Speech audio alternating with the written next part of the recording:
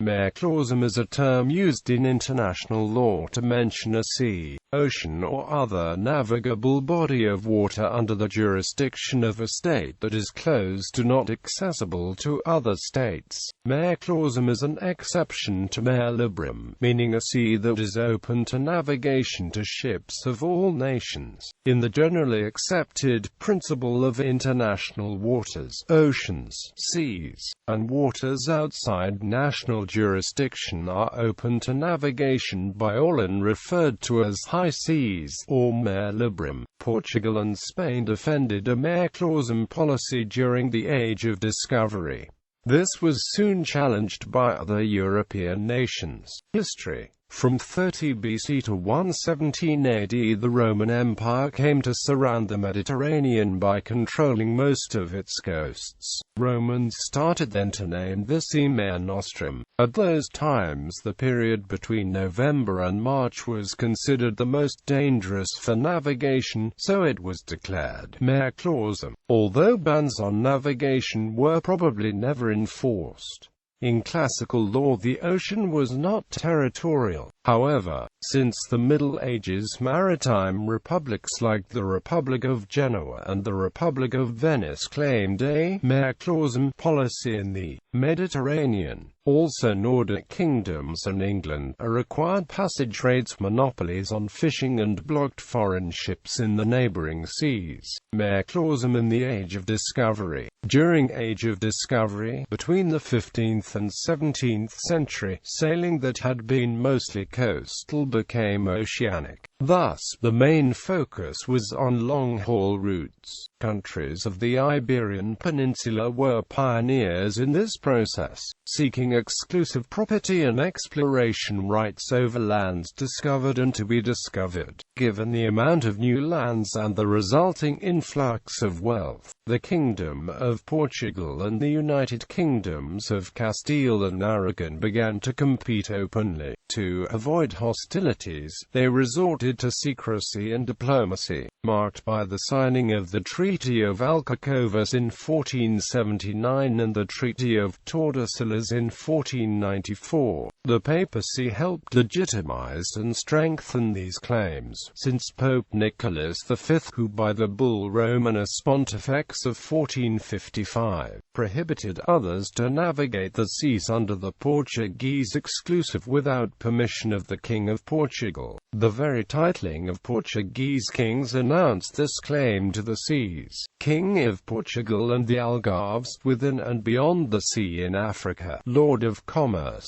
Conquest and Shipping of Arabia, Persia and India. With the discovery of sea route to India and later the route of Manila, the concept of mare clausum in the treaty was realized. This policy was refused by European nations like France, Holland and England, who were then barred from expanding and trading, and engaged in privateering and piracy of routes, products and colonies. In the 16th and 17th century, Spain considered the Pacific Ocean a mare clausum, a sea closed to other naval powers. As the only known entrance from the Atlantic, the Strait of Magellan was at times patrolled by fleets sent to prevent entrance of non-Spanish ships. On the western end of the Pacific Ocean, the Dutch threatened the Spanish Philippines.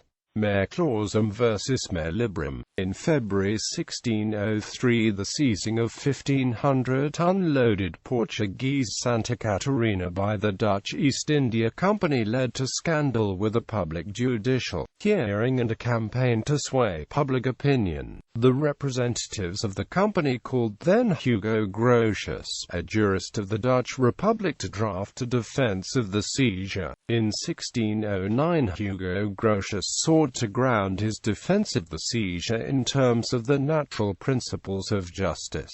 Grotius formulated a new principle that the sea was international territory and all nations were free to use it for seafaring trade. One chapter of his long theory-laden treatise entitled De Jure Praedii made it to the press in the form of the influential pamphlet Mare Liberum, in the Free See. Grotius, by claiming free seas, provided suitable ideological justification for the Dutch breaking up of various trade monopolies through its formidable naval power. Reaction followed. In 1625 Portuguese priest Serafim de Freitas published the book De Iustra Imperia Lusitanorum Asiatico, addressing step by step the arguments of the Dutch. Despite his arguments, the international situation demanded an end to the Mare clausum policy, and freedom of the seas as an essential condition for the development of maritime trade. England, competing fiercely with the Dutch for domination of world trade, opposed Grotius' ideas and claimed sovereignty over the waters around the British Isles.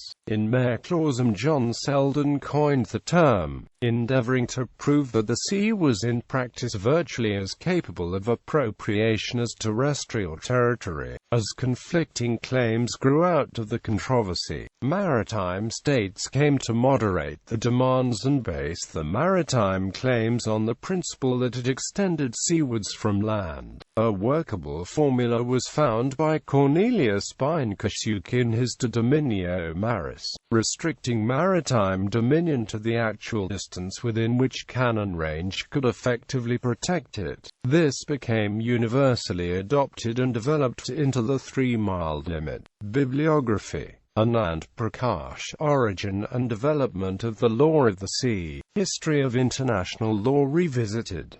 Brill, 1983, ISBN 90-247-26174.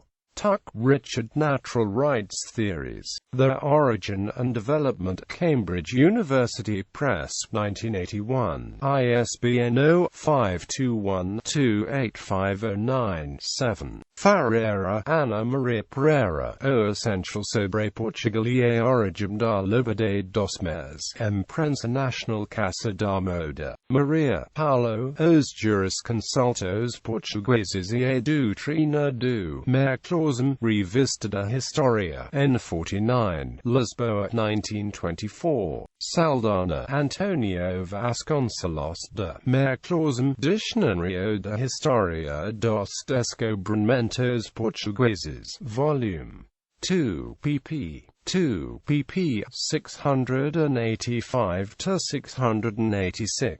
Van Ittersum, Martin Julia. Hugo Grotius, Natural Rights Theories and the Rise of Dutch Power in the East Indies 1595–1615.